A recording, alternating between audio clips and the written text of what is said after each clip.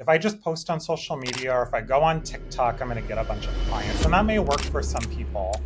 But for the people I work with, especially tech executives, they're not scrolling on TikTok all day. Meet Kyle Elliott. He is a tech career coach and interview coach. He has helped Silicon Valley's top talent get unstuck, own their fabulousness, and achieve what they never imagined was possible. For somebody that's watching or listening and is aspiring to be a coach, can you walk through the process? So I'm constantly changing my programs and optimizing them since I work with tech folks. Right now, though, it's typically 6 sessions I do with people. It is that unfortunate thing that there's so many people out there who have so much in them, or even sometimes thinking, oh, I don't want to have to ask for help. And it's like, it can be so transformational. So I didn't know this was a business until... Welcome, Dr. Kyle. Welcome. Thank you for having me. I'm excited to be here. Yeah, likewise. So tell us, when you were on Fiverr, like that's pretty incredible, the transformation, but why Fiverr and what was that initial offer and why did that even start? Yeah, so it was a college side hustle. I think I was a sophomore in college. I wanted money for Starbucks, for Subway sandwiches, and I noticed there was this website, Fiverr, where you could charge $5 to do a service. Once Fiverr took their cut, you made like $3.75 for a gig. So my gig was doing resume reviews, to write the about section on someone's LinkedIn profile. And if I did like 4 of those an hour, I made like $15 an hour, which is pretty good 10 years ago in college. And that's how I got started in this business. That's awesome. I have to ask though too, because you mentioned college and that, and obviously Artin introduced you as doctor. So what's the background there? Yes, so the doctorate was a COVID hobby. Right before COVID started, I wanted to learn something and ended up going back to school for a doctorate in higher education. I've always loved learning, and I was in a group coaching program receiving my own coaching. And they were like, what should your hobby be? Because that was the challenge I presented to the group. And they're like, you love learning. So I ended up going back to school for a doctorate over the last few years. It's ended up helping with my coaching with clients, but it was primarily just driven by my love of learning and hobby during COVID. You don't meet many doctors in this space, so I think that's pretty awesome. Or at least we don't. Maybe you hobnob with those doctors, but yeah. No, there's not. There's not a lot of career coaches that are doctors or people in tech who have doctorates in education. So it was fun. And in the program, I was the only career coach. So it was a lot of fun. Ah, that's definitely a good way to put the COVID lockdown to use. Yeah. When you were on Fiverr, when you started offering those services, did you actually feel like you were really good at those services? Or you were like, hey, they're paying me this much, I might as well. I think I could do better than most out there. Looking back, I was not good. Back then, I thought I was giving this amazing advice for $5, reviewing resumes, running the about section. Looking back, it was not as good as it could have been. But for $5, I was giving a great service. Sure. And then over time, I increased my prices and got training in it instead of just my own advice or ideas or thoughts based on hiring people and looking at resumes. But back then, I think it was decent. And it was very niche and specific. Not a lot of people were offering resume reviews. I think I was the only person on Fiverr writing about sections, doing exactly that. 20 to 40. He doesn't remember giving me that advice, but my mom does. And it just kept growing over time. Each time I had a wait list. And as my prices shifted, the clientele I worked with shifted from students and anyone more towards senior managers and executives. As your skills, as you said too, your focus on learning. And I think, with what you mentioned about how good you were then versus now, I'm guessing that goes each year. There's no doubt that you're, the better at whatever it is you're doing probably in the previous year. I mean, maybe you hit a point where you peak in some area, but I have troubles thinking you probably give in too much on that. Yeah, it's just a constant learning, especially with writing. There's always stuff to learn. And now that I'm doing coaching, it's been, I think, 4 years now that I've been doing just coaching, no resume reviews or writing as the primary service. There's so much to learn and grow with, especially working with executives. There's so much out there to know and learn, especially in the tech space, as both of you know, there's constant evolution there.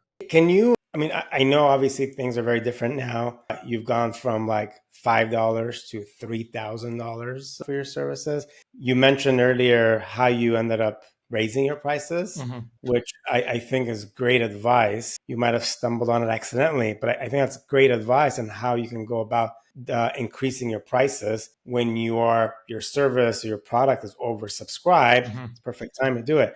Can you walk us through what your process is like now of acquiring new coaching clients? And then what is the offer today compared to what it was on Fiverr? Yeah, I am different from a lot of coaches in that I don't struggle to get clients. I feel very thankful and that it's something because I've gradually grown over time and each time I have a wait list I grow, I don't struggle to really get clients. However, something I try and tell other coaches is it's not social media where you're going to get a bunch of clients. People don't go on social media and say, I'm going to go pay this person and I'm going to go tell them everything about myself. So I think people think if I just post on social media or if I go on TikTok, I'm going to get a bunch of clients. And that may work for some people. But for the people I work with, especially tech executives, they're not scrolling on TikTok all day. They might do it after a long day of work, spend a little bit of time there. But for me, at least 2/3, if not 3/4 of my business comes from relationships and word of mouth. I'll work with one client, we'll have a really successful relationship, and then they might send me 5 or 10 or sometimes a dozen people a year. And then those people will send me more people. And I feel like a lot of people, what they don't really value nowadays is delivering a really great customer experience. And I love Disneyland. My partner and I are Magic Pass holders. And for me, it's really about delivering that Disneyland experience for every client. How do I, from the moment they find me, through the entire experience, make it that Disneyland memorable experience where they'll trust me if their wife or husband or child or best friend is going through a job search where they say, oh my gosh, I'm going to trust Kyle with you, or maybe even give it as a gift, a birthday present, a Christmas present, a Hanukkah present, where they say, you need to work with Kyle. I'll even pay for it. So that's where most of my business has come over time, is through those relationships I've built and cultivated. So would you say, I mean, as a percentage now, because you are active on some of the social media, are you saying zero comes from there, or do you get a few? I do get a few. I would say LinkedIn's the biggest since I work with tech executives. Some of them come from there. I think what's interesting actually is a lot of my repeat clients will come from there. They'll end up following me on Instagram or Facebook. My Facebook got hacked, so I haven't been on my personal Facebook in like a year. Oh But man. like the business Facebook or Instagram, clients will follow and stay up to date there. So I think it can be powerful for brand building and people following. But as a coach, I would suggest people focus on those relationships, or if you're a consultant or any service based business, those relationships are going to be really key. You could also do Google or SEO, but again, a lot of people, if they're looking to invest in a coach, that intimate relationship, a lot of them aren't going to be Googling, let me go hire someone to do that. And if you think about anyone you've probably invested in, any service provider, it's likely been someone where you received a referral. When I think of my accountant, my financial planner, or housekeeper, all of that, those were all referrals, relationships. It wasn't someone I went and Googled or looked up on social media. I mean, when it comes to relationships, especially when it comes to like client acquisitions, some people get very not standoffish, but difficult to overcome that because they think of it as sales. And it's like, oh, I'm selling, I'm selling. I'm always in the mindset, you're just building a relationship and it's all about gaining trust. And I have a method that I go about this and I'll share it, but I'm curious what your method is. When I get in front of somebody, whether it's new, a referral, or somebody, I to me there's three categories: kids, pets, sports. There's a couple of subcategories down there.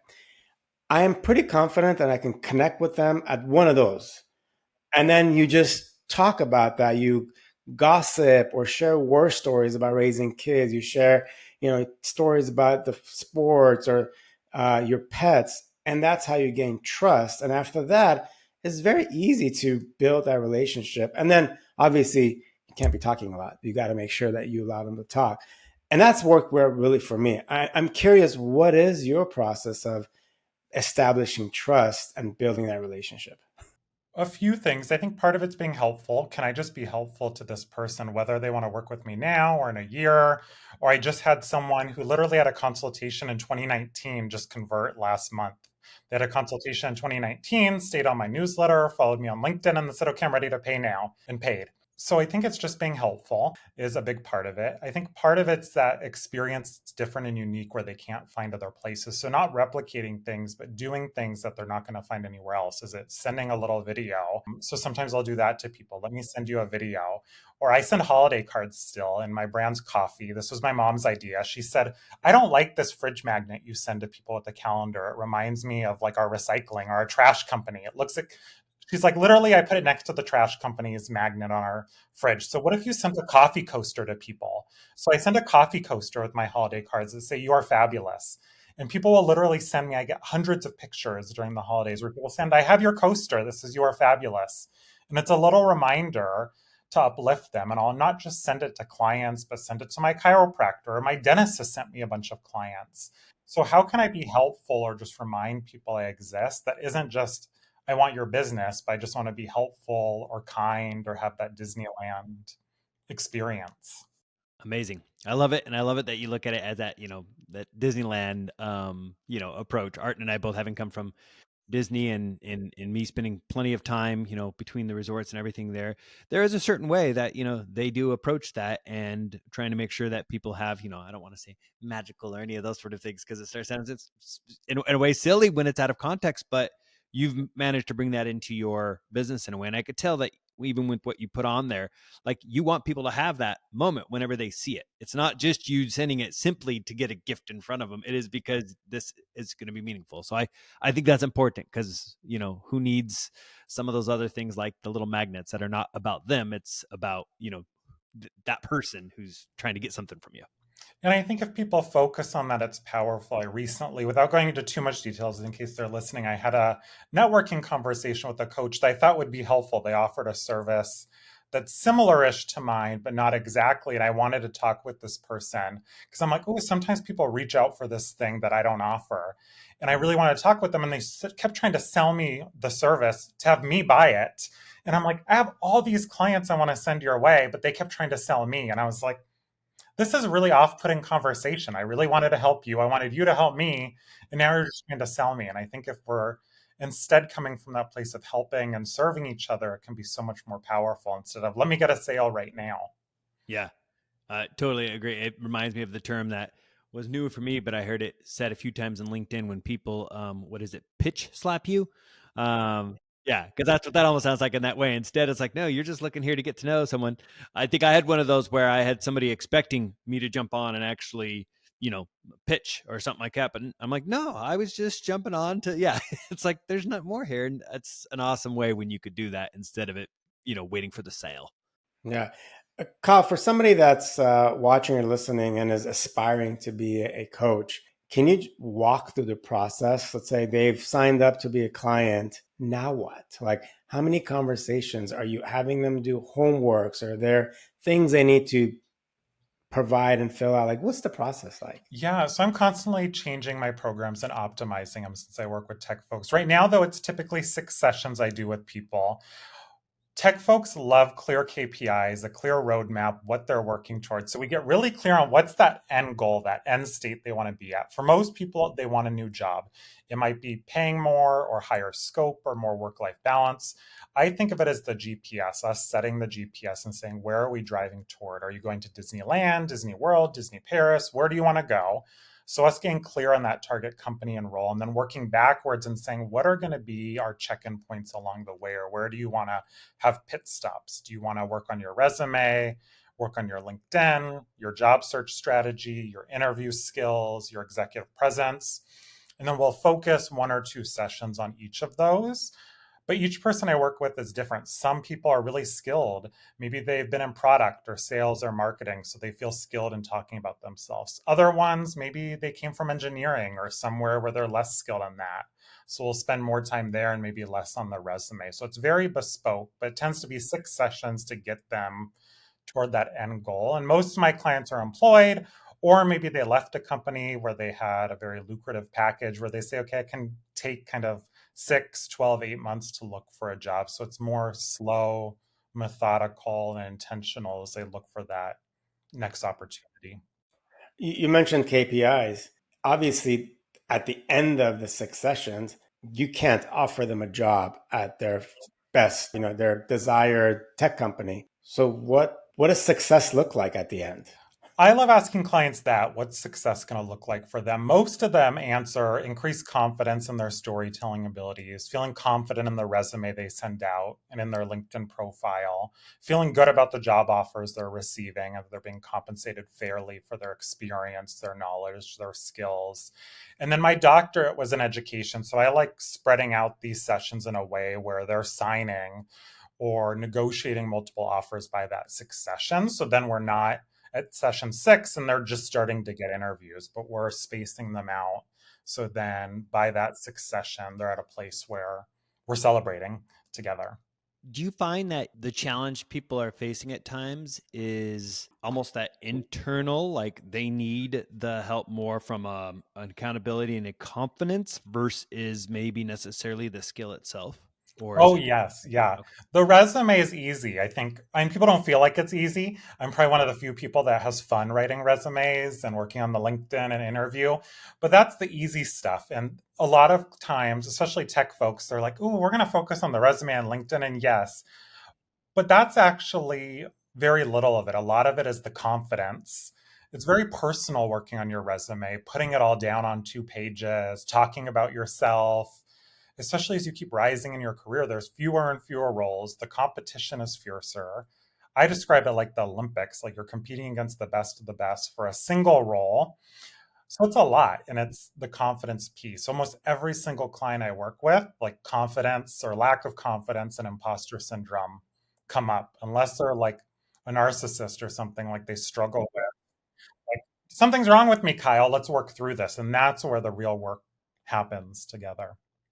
And I mean, I think it's for a person to get to that stage, obviously, whether or not there was enough pain for them. But it is that unfortunate thing that there's so many people out there who have so much in them, but sometimes it's that piece, the imposters, them not getting out of their own way, being even, or even sometimes thinking, I don't asking somebody for help, I don't want to have to ask for help. And it's like, it can be so transformational, which is why, I'm a fan of working with coaches and trying to do that. It's a faster way too, because otherwise people spend so much time trying to analyze to death what it might be, but it still doesn't actually guarantee action. And what you said, even on the KPIs, makes me think about it in terms of I'm going blank on the name right now, but when you look at KPIs, like if somebody's trying to lose weight, it's easy to be able to say, I want to lose, 30 pounds. But the difference then becomes, okay, I'm going to eat these type of foods each day, and I'm going to put in this much exercise each day, so that they actually get there. So I could see how you probably challenging some of the people to, okay, job wise, if it is they're looking for something else, like how are you networking? What are you doing on a regular basis? And what does that look like? Does that sound right? Exactly. I call it the inputs. Like, what are our inputs? When we work together, I don't like saying, okay, let's land a job or let's have the 8 people interview me. No, let's instead say, what are the inputs? How many roles are you applying to? How much time are we going to spend on your LinkedIn? Who are you reaching out to? What are the things we can control? Similar in a company. Yes, you may have a revenue goal or something, but you're going to say, what are the things that we can control that are going to be our benchmarks that we can focus on? And that's what I like people to do within coaching. I say, okay, what's in our control on the screen and between our sessions that we really have to focus on? And that's where the magic That's great. happens. Leading and lagging indicators were the two I was thinking of, but yeah, which is what you're describing. You mentioned LinkedIn. You've obviously have a really large following on LinkedIn in LinkedIn standards, because about 250,000 on LinkedIn is like probably a couple of million on Instagram. Why? I mean, how did that happen? And then the second question is, at what point should somebody be active on LinkedIn to plan for those situations if they got laid off or they're just unhappy and are looking for a different role? Yeah, part of the following was from being a top voice on LinkedIn. So that led to a lot of it. It's an honor that they give people for posting content.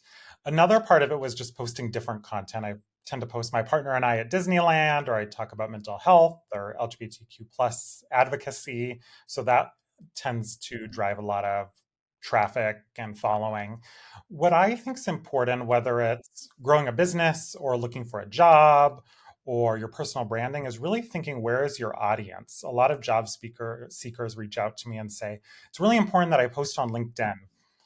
I only know one or two job seekers who have landed a job because they've posted on LinkedIn. I know one person who did like a video resume and that got the attention of a hiring manager. For executives, I don't know a lot of executives. I don't think I know any who got an interview because they posted on LinkedIn a bunch. I think as an executive, if you're job searching or a typical job seeker, I would say, where is my ideal audience hanging out?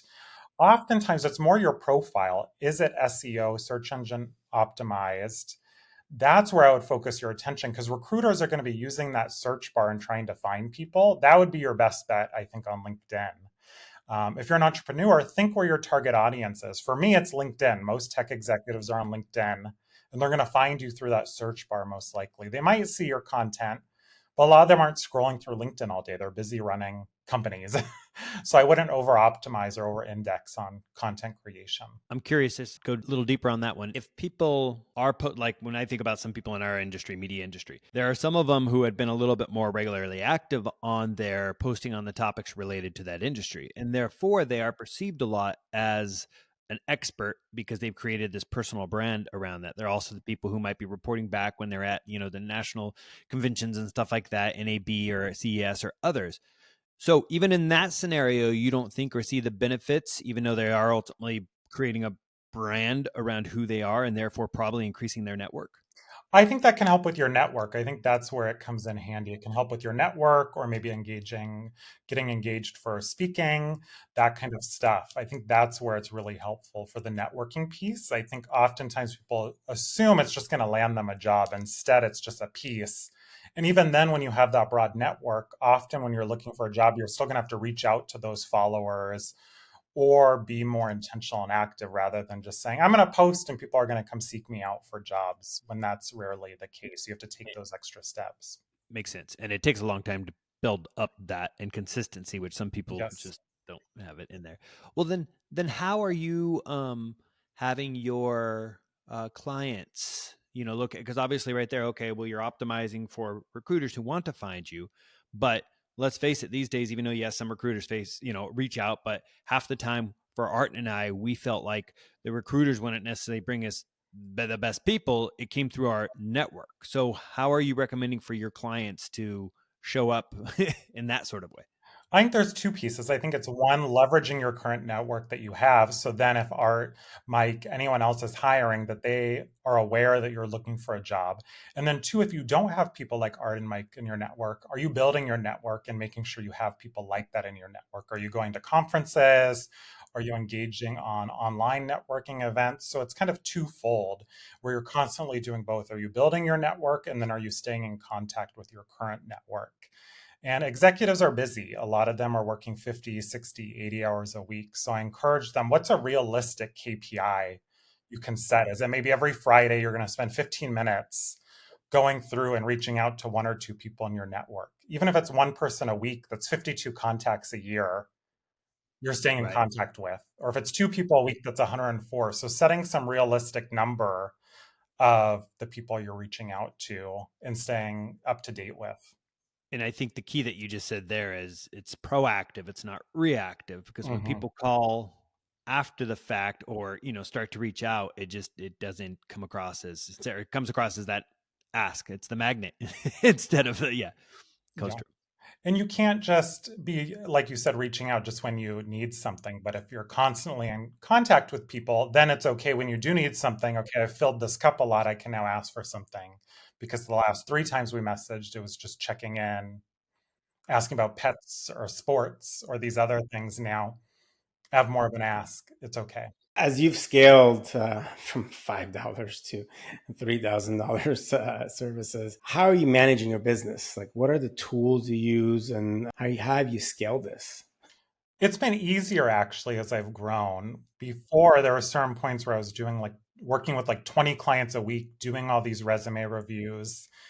I had two virtual assistants at one time supporting it. Now it's been easier. It's been more focused on the relationships. I use like a calendaring software and stuff. And I have a few freelancers that help very minimally. Like I have an accountant, which I wish I would have hired earlier, a financial planner, a graphic designer, a few people that work a few hours a month. But it's actually been less of that. I find a mistake some entrepreneurs focus on is like, I need to spend so much time developing. I don't have a CRM or anything, but like I need to develop the CRM or all these tools that I think can sometimes take away from the human element of a consultative or professional services business. I think sometimes people over index on that stuff. It's a good point. You mentioned your, I guess, more freelance. Where did you hire them from? All relationships. I asked people, I said, hey, I'm looking for an accountant. Who do you recommend? I'm looking for a financial planner. Who do you recommend? The graphic designer I'd met from a job previously.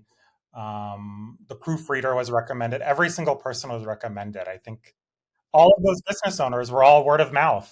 Yeah, no Fiverr. No Fiverr. Nope, no Fiverr. Yeah. Okay, good. They were all much more expensive than Fiverr. Yeah, And yeah, that's fair. But I'm sure it takes yeah. probably, so much less time than that. That's what we find through, Fiverr or some of the freelance ones. It's like, you just gotta, sometimes the abilities are more technical than the creative that you're looking for in some of these other areas. So Yeah, I remember I tried hiring someone to do a website. One of my VAs actually, she was lovely, but we tried doing the website and we're like, this is so much more difficult. Let's just have my graphic designer do it.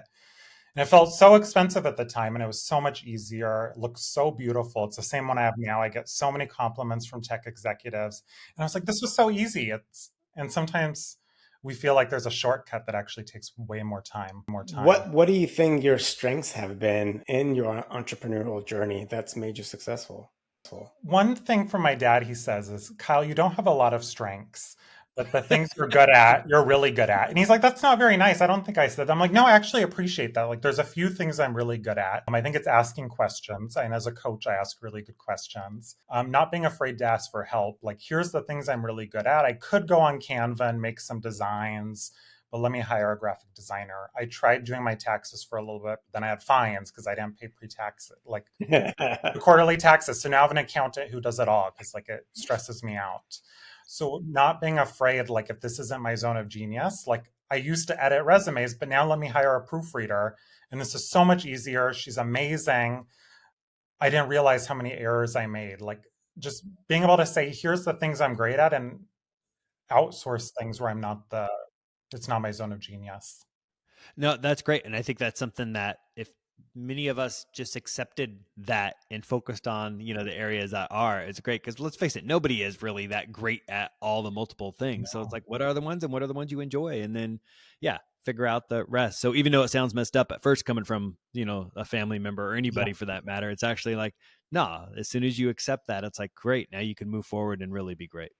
Yeah. Do you sometimes, a client might come in and say, I want to land at Google, but in your conversation, you're like, actually, we should pivot. You should be an entrepreneur. Like, do you advise people to become entrepreneurs? And if so, why?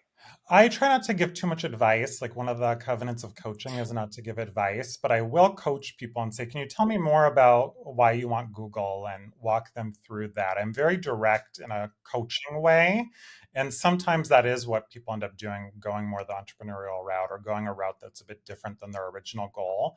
I'm often asked about success rates, and it's difficult because some people may say, I want a new job and then go become an entrepreneur or take a break or go back to an old job. But entrepreneur is one of the most common. I have a client now that's like, well, I actually want to do coaching now that we've went through quite a few people actually who've wanted to go into coaching as a result of our journey together. That's awesome. That's awesome. I mean, this sounds like a question that you would ask an 80-year-old, but you're fairly wrong. But still, I'm going to ask you, anything you regret so far in your journey? Not like, I think kind of not outsourcing sooner, but we kind of covered that. So I think not getting mentors or coaches sooner.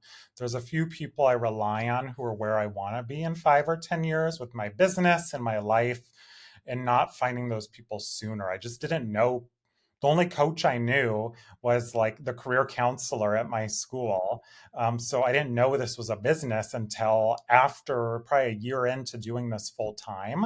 So I wish I would have known to seek out those people sooner. It would have been helpful. And it was kind of a benefit too, because I explored and experimented and did things on my own as well. A couple of questions come to my mind. One of those you mentioned before about that advice you had about, pricing and how you look at that. taking it back to where you're at now in your business, and that you have grown it to this point where most of your clients are coming in and they're referral clients, few exceptions. Um, are you at a point now where you're basically like, are you taking on very many new clients, or are you at a point now where you're like, yeah, I'll allow another one per month to squeeze in? Like, what does that look like for you these days? Yeah, I do take on clients still. I tend to work with people short term. It's just succession. So I tend to work with people short term. They need a job. So there's always this need for additional clients and additional projects. There are some people more long term I work with, executive coaching, where people say, "Oh, I didn't think I'd get into this C-suite job at Amazon. Now I'm here. Oh shoot, Now what? now what? Help me with that." So we do Yeah. do that as well, but Okay. oftentimes it's more short-term goals that I work on with people, and then that Okay. makes space for additional clients as Got well. it. Okay. I was curious also, just because, now that we heard and everybody knows that those prices double when you're full, this is, yeah, keep an eye out. Yeah. That's For what it. people say too. They're like, "Oh no, I need to make sure." Like, "Oh, you worked with my friend 5 years ago." Yeah. Um, so that can be interesting. But I actually had a client last year from Fiverr. They had paid $5, and then they paid what I charge now, and they had just Nice. kept following me, which was really fun to see. Right. That is really interesting. That's great. The other thing I want to mention, just because you had said it, and back to your website, and just as a tool, and I think you said something there that I think is so key about tech clients. The clients are basically that you're trying to attract really like your website, and I think that's huge because a lot of people make this mistake of sometimes building out. I mean, maybe it turns out that you also really enjoy it, but the idea here is if people, we get in our own way when we're doing that, because we're then attracting us, which doesn't necessarily guarantee it's our client. And when I was just looking at that site briefly, just some of the things that work, obviously your picture, you're warm there, obviously the badges and the things that you've accomplished. So but you also, I see, are using a few like stats in here in a different way, as you look at the graphs and stuff. And part of that, I think, you said yourself, well, they like data, so I think there's that, and I'm seeing that connection. But on top of that too, you're doing something really important here that I think a lot of people also sometimes fail to do, which is you're also, weeding out's the wrong word, but you're basically determining, as people keep going through this, am I the right fit? And then as they see these and they understand your focus a lot more, that's super clear. And I've been building sites, so I'm fascinated with a lot of this, right now, or at least even working on some of my own. But then, you continue to add that credibility as you go down, and even some of the links so people could see and get to know, and then the blog side of it. But even what you have up top of your site. And we'll link to this, obviously as part of people getting to know you, but also for those aspiring business owners who are just trying to really look at it and understand. Because even the way you broke down your drop downs is, it's almost this journey, and it's simplistic for people to find the information they need. So anyway, I wanted to highlight that because I think it's working on so many levels for you. Thank you. And it's been a process, and I'm always updating it. I get a lot of inspiration from my clients because I think of in tech, there's always this optimization. Like if you look at iPhone 1 versus I think 16's out or something now, is Yeah. like to keep make little changes. Sometimes when people are entrepreneurs, they feel overwhelmed, like I have to do this whole thing. And I started with the resume reviews, and I didn't just switch to 6 coaching sessions. I said, okay, I'm going to do resume reviews. Now I'm going to write resumes. Now I'm going to do resume with 1 coaching session, now resume with 2 coaching sessions, now just 4 coaching sessions, now just 6. So when you're on this entrepreneurial journey, you don't have to feel like it has to be all at once. Like before I had a website, I just had a 1 page PDF, then a 3 page PDF, then a 1 page or 3 page website. Like you can slowly make changes over time rather than feeling like you have to do it overnight. That's a great point. And I think so many people stop themselves from even making progress because they think they have to do all of those things. Or there's the other place people go, which is, first I got to get my business card and those things. And you're like, I mean, if you're going to go door to door and hand them out, okay. But otherwise, yeah, some of these things are these false beliefs that people have around what they need to Yeah. do. Well, and people sometimes when they're starting a business, they're thinking about what they want it to look like in 5 years. And then they back into that with their processes, system, and then it becomes so overwhelming that they quit. But taking a small iterative steps, I think, is always it's just same, no different than software building. Yeah, you know, Instagram was an Instagram same app 10 years ago, right? Yeah. It Heck, built slowly. anything, building a home, you got to start off with, yeah, it's like, where are these little things that you keep, building on? But did you earlier on, would you say, because I know you had mentioned before about the hiring, bringing it back to that, maybe hiring sooner. Do you feel like you overthought things early on, or have you just kind of moved? Okay, I see the Oh response. yeah, I was an overthinker way Okay. early on. Like every single word, every single decision, I overthought a lot more. I think in the very, very early days, I didn't. That first year so my last job before I left to do this full time, I was at a university. Um, I had with that, so I managed 3 residence halls. I actually had room and board paid for. I had a meal plan, all of that. And I went from that to running my own business. So it was very scary um, having that security to like, I need to just make all my own money. I'm paying for my own health insurance at 100% of my health insurance paid at that last job. So it was very scary. So I overthought a lot and was more in that scarcity. You have to take on every client, even if they're not the right fit. So it was a lot of overthinking that first year. And now I've gone to a place where I don't overthink as much. No, Um, it's I think it's important for people to hear that, because it's like, the people who overcome that end up, I think where they want to be. It's like it's pushing through and getting past that piece and realizing what is the most critical thing you need to do to get to, that goal. Some people look at it as, okay, if the goal is a sale at first, okay, great. What do you have to do to get to the sale? And then get out anything that is actually required to get there, which is usually a phone call or a reach out. But we want everything else around there, before we move forward. So anyway, good. Sorry you faced that, but glad you Yeah. have that. Would you say that was one of the most valuable lessons you learned? If not, what is the most valuable lessons you Oh learned gosh, so that was far? a big one. Another one I still remember. I spent $1,000 on a magazine ad where I got one phone call from it, and that was not a like helpful phone call. So I think those things. My therapist calls it tuition. Like I don't have an MBA, so I'm like, okay, that was my $1,000 MBA. I learned a lot. Like those are not my ideal clients there. So I think those little things. Or I spent $500 for a social media person to help, and nothing happened.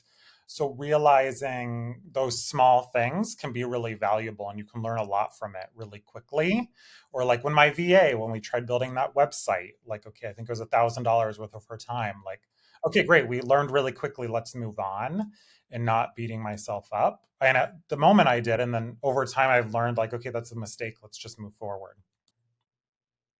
Yeah. Well, this has been a fabulous conversation. Where could people find you? Obviously, we have your website. We'll point everybody to your LinkedIn. Anywhere else? Yeah, my website, caffeinatedkyle.com is great. LinkedIn, Kyle Elliott with 2 L's and 2 T's. Those are the two best spots. Instagram, if you want to see our Disneyland trips, Caffeinated Kyle is a good spot as well.